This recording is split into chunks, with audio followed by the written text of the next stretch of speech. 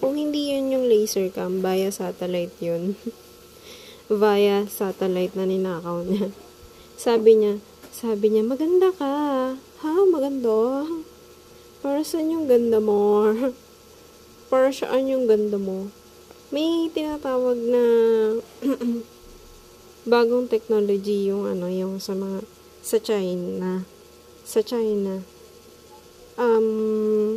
Air eklabo siya via air or via yung sa wifi yun, pero kasi pwede kang, hindi ko alam yung exact na tawag doon, pero kaya sila nakakapag-shooting or nakikita nila yung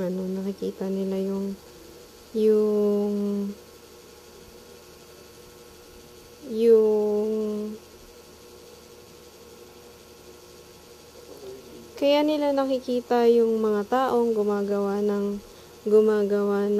kung ano-ano, halimbawa sa farm nila o sa farm nila or sa kung saan man sa kagubatan nila. Yan yung gamit nila. Yan yung hinihinala kong gamit nila. Hindi ko alam kung nakakonect ba yan sa mobile phone nila or I don't know.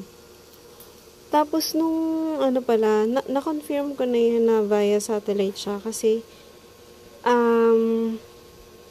nung nag-swimming ako, nakakita din ako ng hindi sa mata ko as in yung may nag-picture sa akin na galing sa kalangitan na parang gumano no.